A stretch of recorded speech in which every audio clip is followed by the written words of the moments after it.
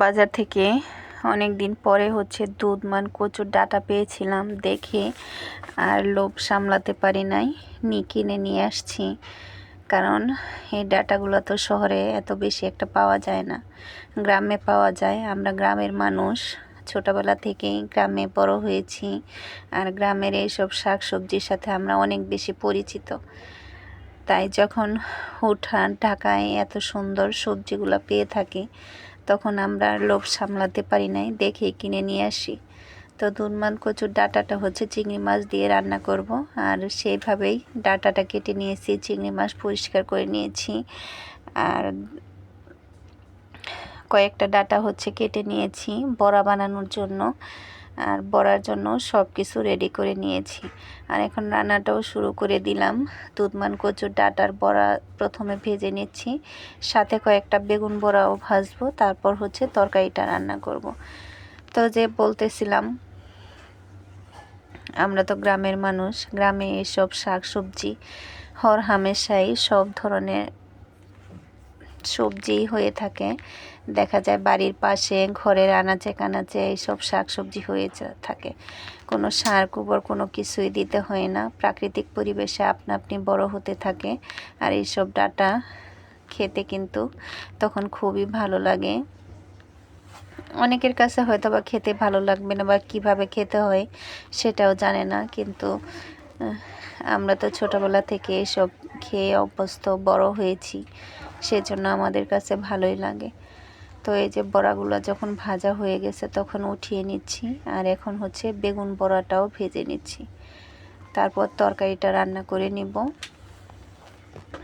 দুধমান কচুর যে বড় বড় পাতাগুলো হয়ে থাকে, ওই পাতার বড়া ভর্তা, ওগুলো কিন্তু অনেক বেশি মজা লাগে। যারা কখনো খাননি তারা তো অবশ্যই খেয়ে দেখবেন, আর আমরা তো সব সময় খেয়ে আসছি, আমাদের কাছে ভালো লাগে। যদি কখনো দেখা যায় রাস্তায় কিনতে পাই, ঠিকই কিনে নিয়ে আসি খাওয়ার জন্য। দেখেন প্রত্যেকটা বড়া কত সুন্দর হয়েছে দেখতে, খেতেও কিন্তু ভালোই লেগেছিল। তো বড়া ভাজার পরে ওই কড়াইয়ে তেল দিয়ে কিছু কালো জিরে ফোড়ন দিয়ে রসুন দিয়ে গিয়ে তরকারিটা রান্না করব। তো আমরা তো রসুন দিয়ে বেশিরভাগ তরকারি রান্না করে থাকি, অন্য সব মশলাও দিয়ে থাকি, তবে বেশিরভাগ তরকারিতেই রসুন বাটা দিয়ে রান্না করি। তো একটু বেশি পরিমাণে রসুন বাটা দিয়েছি, তারপরে একটু পানি দিয়ে কষিয়ে নিয়ে তাতে কাঁচামরিচ বাটা, হলুদের গুঁড়া, লবণ আর একটু শুকনো মরিচের গুঁড়া দিব, শুধু লাল হওয়ার জন্য। কারণ কাঁচামরিচের তরকারিটা খেতেই আমরা বেশি পছন্দ করি, শুকনো মরিচটা অত বেশি। তো ডাল রান্না করলে শুকনো মরিচ ব্যবহার করি, বা ভর্তার ক্ষেত্রে শুকনো মরিচ ব্যবহার করি, আর না হলে অত বেশি খাওয়া হয় না, খুবই কম খাওয়া হয়। এই যে মশলাগুলো যখন কষানো হয়ে যাবে, তারপর চিংড়ি মাছগুলো দিয়ে দিব। চিংড়ি মাছটা কষিয়ে নিয়ে দুধমান কুচোটা দিয়ে কিছুক্ষণ নাড়াচাড়া করে নিলেই ডাঁটাটা সিদ্ধ হয়ে যাবে। বেশিক্ষণ সময় লাগে না রান্না করতে, খুবই কম সময় লাগে, আর খেতেও কিন্তু খুবই মজা হয়। আর দুধমান কচু গলা চুলকানোর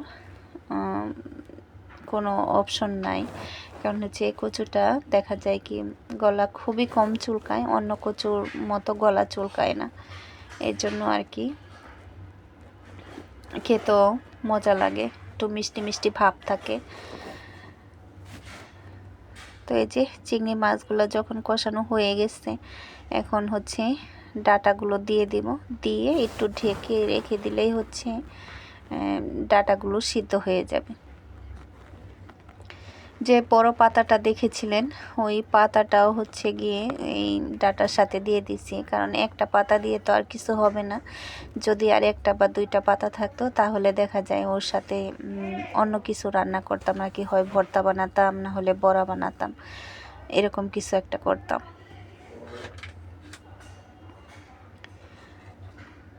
তো এই যে ডাঁটাগুলো দিয়ে একটু নাড়াচাড়া করে নিচ্ছি, আর এখন ঢেকে দিব কিছুক্ষণ।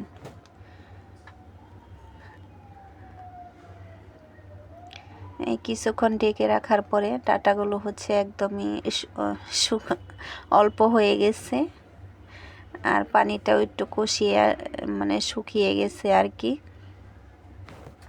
আর এখন একটু নাড়াচাড়া করে অল্প একটু ঝোল দিয়ে দিব। ঝোল দেওয়ার প্রয়োজন ছিল না, ডাঁটাটা এমনিতেই সিদ্ধ হয়ে গেছে, কিন্তু দেখা যায় 1-2 বেলা খাবো, এই জন্য একটু ঝোলটা দিয়ে নিচ্ছি। আর আমি যে ঝোলটা দিব ওইটা হচ্ছে গরম পানি। সব সময় রান্না করার সময় আমি হচ্ছে আগে পানি ফুটিয়ে নিই, আর সেই পানিটা দিয়ে হচ্ছে পরে হচ্ছে তরকারিতে ঝোল বা যদি এমনিতে পানি দেওয়া লাগে সেই পানির গরম পানিটা আমি হচ্ছে ব্যবহার করি। তো এই যে ঝোল দিয়ে কিছুক্ষণ জ্বালিয়ে নিলেই হচ্ছে রান্নাটা হয়ে যাবে। রান্নাটা খুবই সহজ, আমার তো খুবই পছন্দ, খেতেও মজা। তো আপনাদের কার কার ভালো লাগে, যদি ভালো লেগে থাকে তাহলে তো অবশ্যই রান্না করে খাবেন। আর ভিডিওটা যদি ভালো লেগে থাকে তাহলে অবশ্যই লাইক কমেন্ট শেয়ার করে দিবেন, পাশে থাকবেন। এই যে ঝোল শুকানো হয়ে গেছে, তরকারিটা একদম রান্না হয়ে গেছে, নামিয়ে নিচ্ছি। তো ভালো থাকবেন সবাই, দেখা হবে পরবর্তী কোনো ভিডিওতে।